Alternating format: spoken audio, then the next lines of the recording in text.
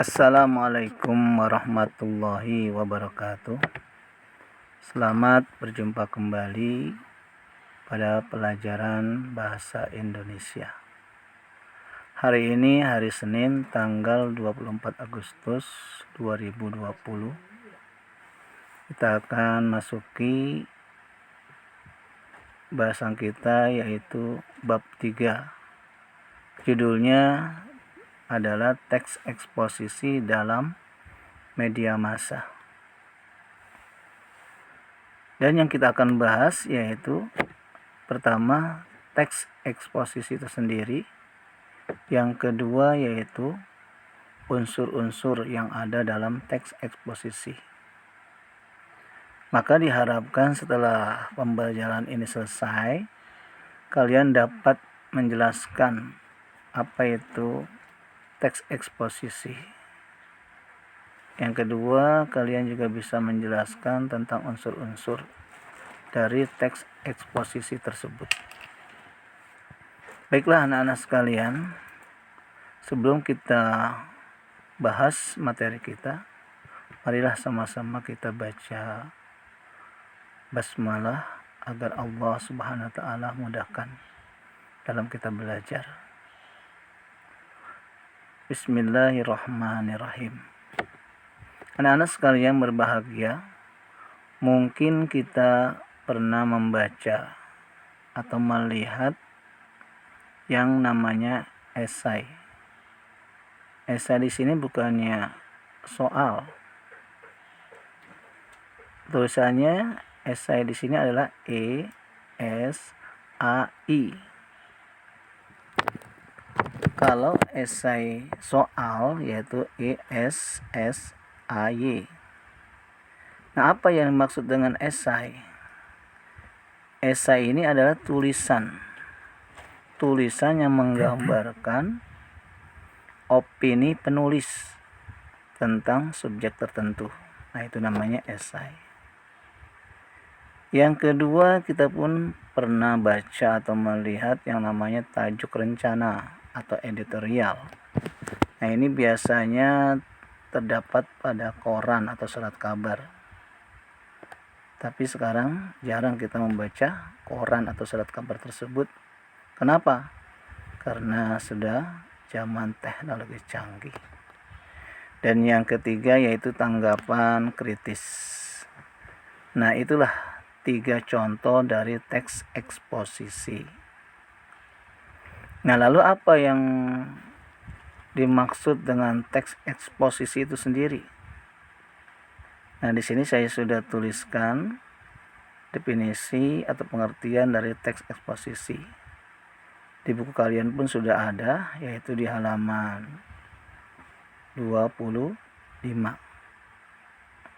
Apa teks eksposisi?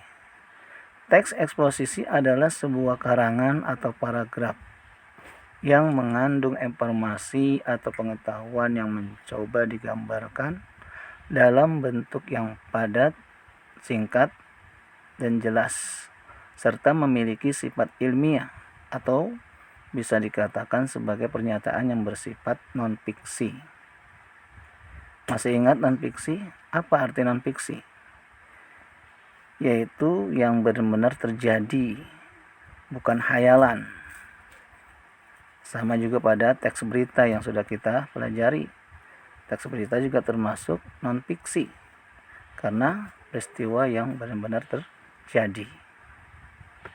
Nah, teks eksposisi ini pun juga termasuk non-sastra, bukan sastra. Kenapa sih kita harus mempelajari teks eksposisi dalam pembelajaran kita ini? Tentu ada tujuannya. Apa tujuannya? Yaitu tujuannya kalian bisa baca, bisa dengarkan nih.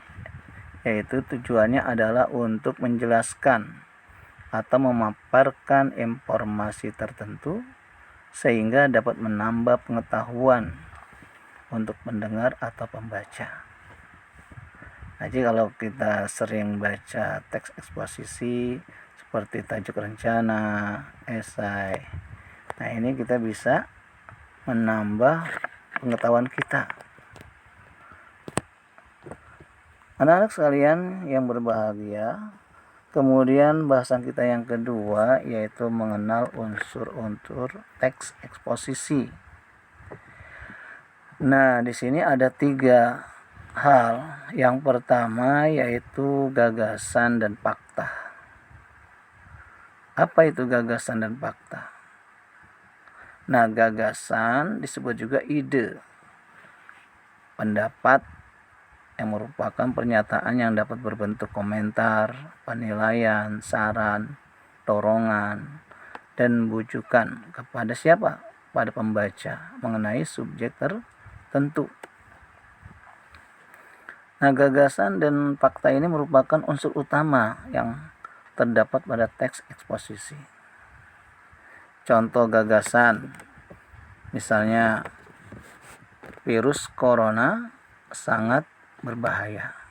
Nah, itu gagasan atau ide. Yang kedua, gugus tugas COVID-19 ini sudah bekerja dengan baik.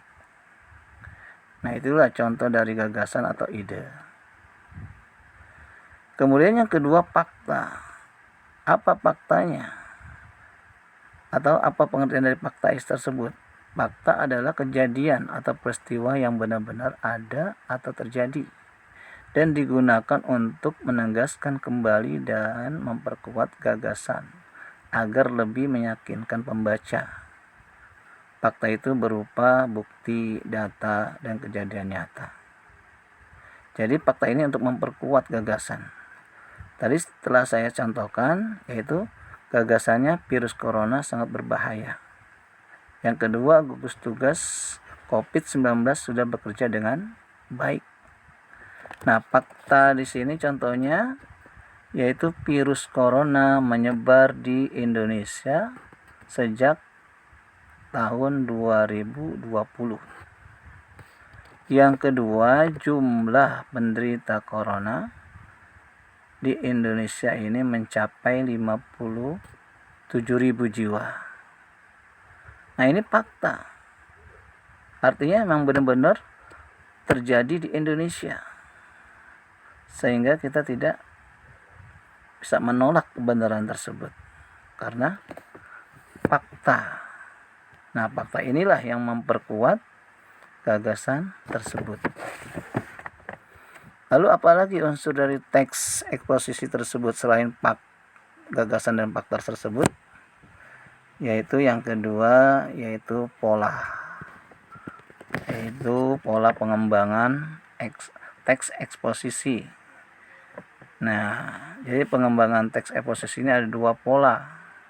Ada paragraf umum khusus, yaitu artinya ide utama itu ada di awal paragraf yang disebut juga dengan deduktif. Kemudian yang kedua, paragraf khusus umum. Nah, ini biasanya ide atau gagasan utamanya ada di akhir yang disebut induktif. Dan yang ketiga, selain unsur-unsur tersebut ada juga unsur-unsur seperti persuasif, yaitu bersifat membujuk. Kemudian disampaikan secara lugas, jelas, dan menggunakan bahasa yang baku. Apa itu bahasa yang baku? Yaitu bahasa yang sesuai dengan ejaan bahasa yang sudah disempurnakan. Yang ketiga, bersifat objektif dan netral, disertai dengan data-data yang akurat. Dan yang terakhir yaitu gagasan dan fakta. Nah, inilah unsur yang utama gagasan dan fakta selain unsur-unsur yang lainnya.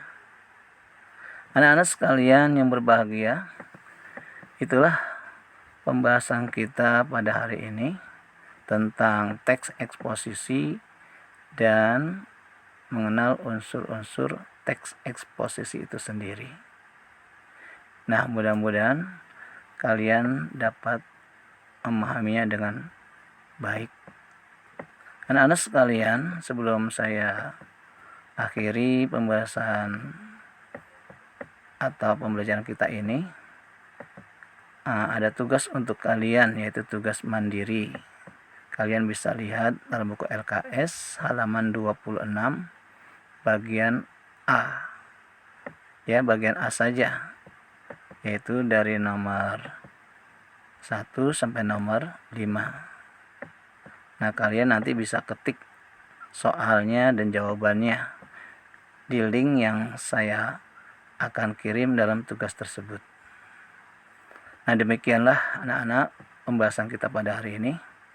Terima kasih. Wassalamualaikum warahmatullahi wabarakatuh.